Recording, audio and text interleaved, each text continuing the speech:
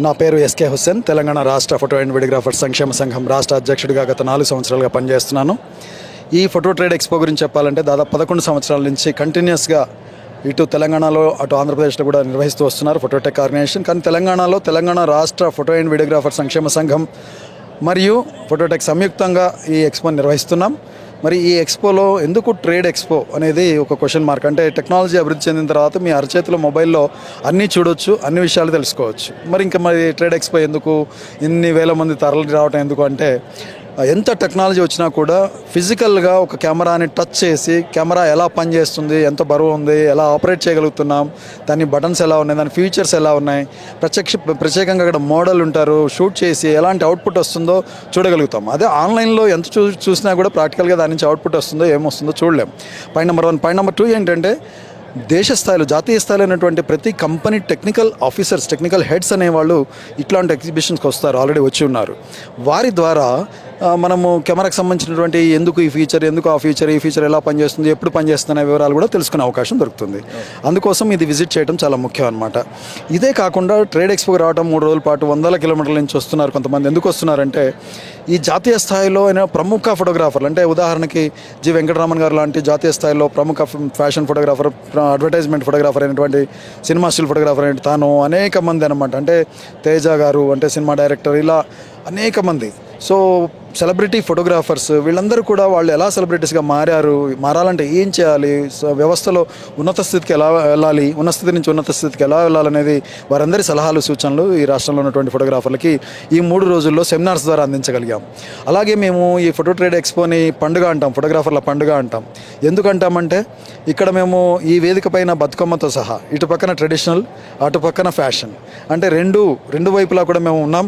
So ఈ entertainment కూడా ఉంటుంది. అలాగే స్వాగతం చెప్తూ పంజాబీ బ్యాండ్ తోటి ఇలా స్వాగతం చెప్తూ, ఒక మంచి నృత్యాలు చేసుకుంటూ, స్లోగన్స్ ఇచ్చుకుంటూ, అంతా మిత్రులందరూ కలుస్తూ, నెట్వర్క్ పెంచుకుంటూ ఒక పండుగ వాతావరణంగా ఇది చేసుకుంటూ ఉంటాం. ఈ ఎక్స్పోలో 220 కంపెనీలు పాల్గొనడం అనేది చాలా గొప్ప విషయం. ఇంత పెద్ద ఎక్స్పో ఇంకా మీకు ఢిల్లీ, ముంబైలో కూడా ఎక్స్పో స్థాయిలో, ఈ స్థాయిలో అయితే ఉండదు. ఎందుకంటే వాళ్ళు కార్పొరేట్ స్థాయిలో స్టాల్స్ తక్కువ ఉండి పెద్ద పెద్ద స్టాల్స్ తోటి స్పేషియస్గా 1000-2000 మంది, 5000 మంది విజిటర్స్తో జరుగుతాయి. కానీ ఇది పెద్ద ఎక్స్పో అనేది జాతీయ స్థాయిలో ఎందుకు చెప్పగలుగుతానంటే, ఈ 3 రోజుల ఎక్స్పోలో 30,000 మంది ఫోటోగ్రాఫర్లు విజిట్ చేశారంటే అతిశయోక్తి కాదు ఇది. అయితే ఇప్పుడు మనకి ఏఐ బాగా పెరిగిపోతుంది, అన్ని చోట్ల ఏఐ మనకి ప్రధాన సమస్యగా మారుతుంది. దాంతోపాటు ఆన్లైన్ మార్కెటింగ్ కూడా ఎక్కువ అయిపోతుంది. సో ఫోటోగ్రాఫర్లకి ఆన్లైన్ మార్కెటింగ్ పెరిగిపోవటం, ఏఐ పెరిగిపోవటం అనేవి ప్రధాన సమస్యలుగా మారుతున్నాయి. వాటి నుంచి కూడా ఏమన్నా మీరు టిప్స్ చెప్పే ప్రయత్నం చేస్తున్నారు? ఖచ్చితంగా అండి. ఏఐతో పాటు రోబో ఎఫెక్ట్స్ ఎలా ఉండబోతున్నాయి భవిష్యత్తులో ఒకటి.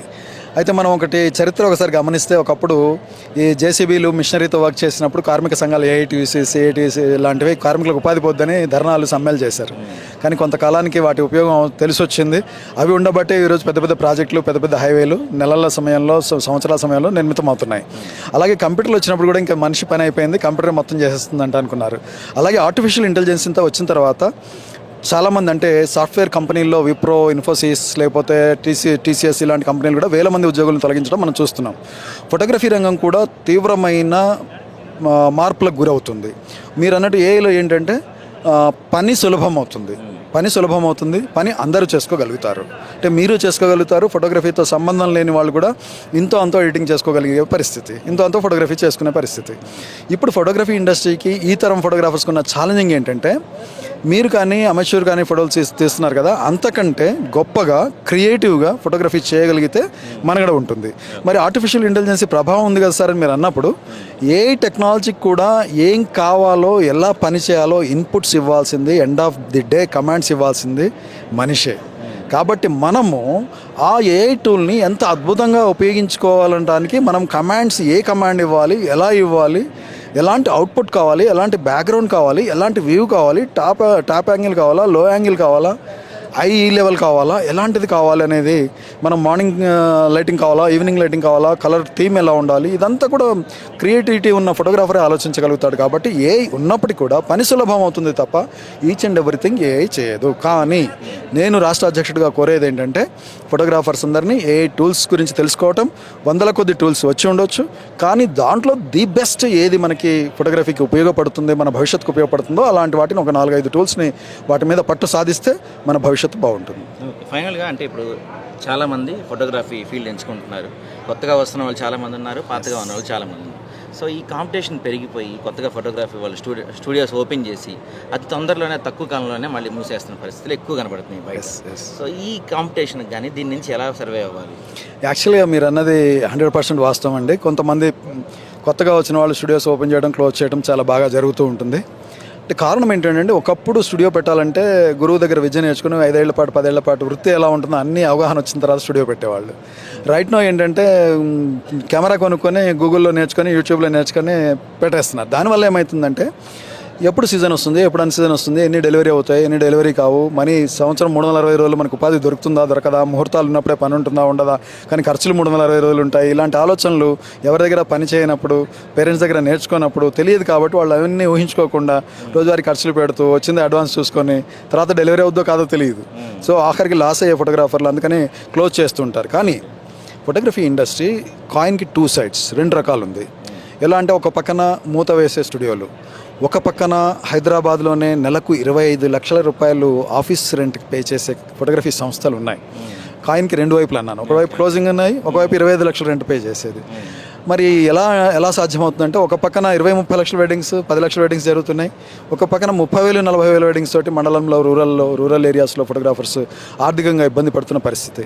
ఎందుకు అలా అంటే ప్రస్తుతం ఇండస్ట్రీలో ఏ ఇండస్ట్రీ అయినా ఒక మీడియా జర్నలిస్ట్ కావచ్చు, ఒక డాక్టర్ కావచ్చు, ఒక యాక్టర్ కావచ్చు, ఎవరైనా సీనియారిటీ పెరుగుతుంటే ఏమవుతుందంటే అనుభవాన్ని బట్టి వాళ్ళకి రెమ్యునరేషన్ పెరుగుతుంది, ఇన్ని సంవత్సరాల అనుభవం. కానీ ఫోటోగ్రఫీ ఇండస్ట్రీలో 20 years 30 years అనుభవం వచ్చిన తర్వాత మీరు మా జనరేషన్కి పనికిరారు, మాకు యంగ్ జనరేషన్ కావాలి అని చెప్పేసి మొట్టమొదటిసారిగా 20 సంవత్సరాలు 25 సంవత్సరాల ఫోటోగ్రాఫర్స్ లక్షల్లో వెడ్డింగ్స్ చేస్తున్నారు. సీనియర్స్ ఇబ్బంది పడుతున్న పరిస్థితి. కానీ వాళ్ళకి భవిష్యత్తు గురించి అవగాహన లేకపోవడం వల్ల తక్కువ ధరలకు చేయటమో లేకపోతే సరైన బిహేవియర్ లేకపోవడం వల్ల వాళ్ళు కొలాప్స్ అవుతున్నారు. కానీ నా సూచన ఏంటంటే ప్రస్తుతం ఉన్న యంగ్ ఫోటోగ్రాఫర్స్ కానీ భవిష్యత్తులో ఈ వృత్తిలోకి రావాలనుకునే వాళ్ళకి కానీ గతంలో లాగా ఫోటోగ్రఫీలో ఉండి మేము చేసిందే ఫోటోగ్రఫీ అంటే నమ్మే రోజులు కాదు. చాట్ జీపీటీలో క్యాండిడ్ ఫోటోగ్రఫీకి ఏ ఎక్విప్మెంట్ వాడాలి అంటే చాట్ జీపీటీ వితిన్ 25 secondsలో మీకు చెప్తుంది ఏ లెన్సులు వాడాలి, ఏ కెమెరా వాడాలని. అప్పుడు మన దగ్గర ఆ లెన్సులు ఉన్నాయా లేవా, కెమెరా ఉందా లేదా అని కస్టమర్ అడిగితే ఆ లెన్సుల గురించి మాకు అవగాహన లేదంటే ఆర్డర్స్ రావండి. సో దట్ ఏంటంటే అవగాహన కావాలంటే టెక్నాలజీ పరంగా అప్డేట్ అవ్వాలి. Must and should. First point 3 points చెప్తాను నేను. ఫస్ట్ పాయింట్ టెక్నాలజీ పరంగా మస్ట్ అండ్ షుడ్ అప్డేట్ అవ్వాలి. అంటే కెమెరా పట్ల టెక్నాలజీ పట్ల అవగాహన ఉండాలి. పాయింట్ నెంబర్ 2 ఏంటంటే క్రియేటివిటీ స్కిల్స్ ఉండాలి, క్రియేటివ్ స్కిల్స్ ఉండాలి. ఎందుకంటే మీరు ఫోటో తీయగలుగుతారు, అందరు ఫోటో తీయగలుగుతారు. 5 సంవత్సరాల బాబు కూడా మొబైల్ ఇస్తే తీస్తాడు. బట్ వాళ్ళకి మనకి తేడా ఉండాలి. అమెచ్యూర్ తీసిన ఫోటోకి మనం తీసిన ఫోటోకి తేడా ఉండాలి. అంటే గొప్పగా తీయాలి, అంటే క్రియేటివ్గా సృజనాత్మకతతో కూడినటువంటి ఫోటోగ్రఫర్ చేస్తే అప్పుడు నిలబడతారు. సో రెండోది క్రియేటివిటీ కావాలి. నార్మల్గా మూస పద్ధతిలో ఫోటోగ్రఫీ చేస్తే కాలం చెల్లదు. ఇంకా మూడోది ఏంటంటే టెక్నాలజీ పరంగా అప్డేటెడ్ స్కిల్స్ ఉన్నాయి, క్రియేటివిటీ ఉంది, సృజనాత్మకత ఉంది, 2 ఉన్నాయి. కానీ తన ఫోటోగ్రఫీని అమ్ముకోవడం రాకపోతే అతను మళ్ళీ కింది స్థాయిలోనే ఉంటాడు. అంటే end of the day business skills కూడా కావాలి. బిజినెస్ స్కిల్స్, మార్కెటింగ్ స్కిల్స్ ఉండాలి. డిజిటల్ మార్కెటింగ్ కావచ్చు, బాడీ లాంగ్వేజ్ కావచ్చు, డ్రెస్ కోడ్ కావచ్చు, మాట్లాడే కమ్యూనికేషన్ కావచ్చు, ఆర్డర్ కోటింగ్ కావచ్చు, ఏదైనా సరే ఇవన్నీ కూడా బిజినెస్ స్కిల్స్లోకి వస్తాయి. సో బిజినెస్ స్కిల్స్ అంటే ఈ 3లో ఏది మిస్ అయినా కూడా ఇబ్బంది పడతారు. టెక్నాలజీ పరంగా అప్డేట్ కాకపోయినా కొంత మేనేజ్ చేయగలుగుతారేమో, కానీ క్రియేటివిటీ స్కిల్స్ లేకుండా, బిజినెస్ స్కిల్స్ లేకుండా మనుగడ సాగదు కొత్త తరం వారికి కానీ ఇప్పటి వరకు కానీ. ఇది ప్రధానమైనది. స్ట్రీమింగ్ అంటే